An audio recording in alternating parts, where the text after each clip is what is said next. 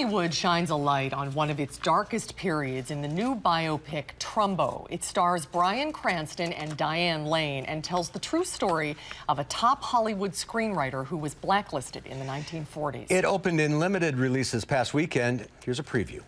We will put you right out of business. Real-life screenwriter Dalton Trumbo's career comes to a screeching halt in the late 1940s when he and other left-leaning Hollywood figures are blacklisted for their political beliefs. You talk like a radical, but you live like a rich guy. It's the perfect combination. The radical may fight the purity of Jesus, but the rich guy wins with the cunning of Satan. Bryan Cranston plays Trumbo, who spent 11 months in prison for contempt of Congress after he and the rest of the Hollywood 10 refused to name communists working in show business. He loved to gesticulate and tell stories and hold court. He also loved the freedoms of the First Amendment and freedom of speech and freedom of assembly and religion and politics. And when those were challenged, he went to work. For the next 13 years, Trumbo worked in the shadows, winning 2 Oscars under false names. Whisper a movie you've written in secret. Maybe I've even heard of it. Maybe you have. Fascinating. Jeff Smith is a professor of comm arts at UW-Madison. And an expert on the Trumbo era. Nice to see you. Welcome to Live at 4. Yeah, thanks for having me. Now, this is a story I had not heard of before. Why do you think it's coming to light now? Well, I think there has always been a lot of interest in the blacklist period. I have to say, I'm not sure what prompted the decision to go back to what in fact was a book that's been around quite a while. Really? Bruce Cook's biography of Dalton Trumbo, which was written in 1977. And but you know, there's always been, I think, an interest in the blacklist. It's always kind of percolated, particularly in film studies. And you know, Trumbo's story is really in some ways like nobody else's. And especially in Wisconsin. Senator McCarthy was from Wisconsin, so there was that connection. There is that connection. There are also connections to Wisconsin in other respects in Trumbo's career.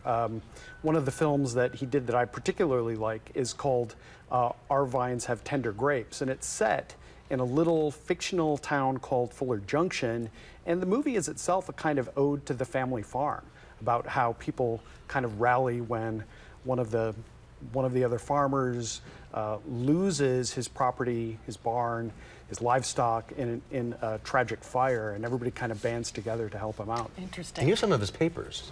Yes, the Wisconsin Center for Film and Theater Research has a large collection of Trumbo scripts, correspondence. It's quite a sizable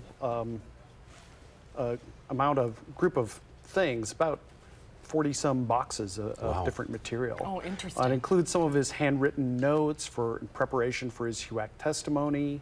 In some cases, he's collected, like there's an issue of The Screenwriter, which was a kind of a trade publication of the period, and on top of it, he has this little note like the real reason for the blacklist.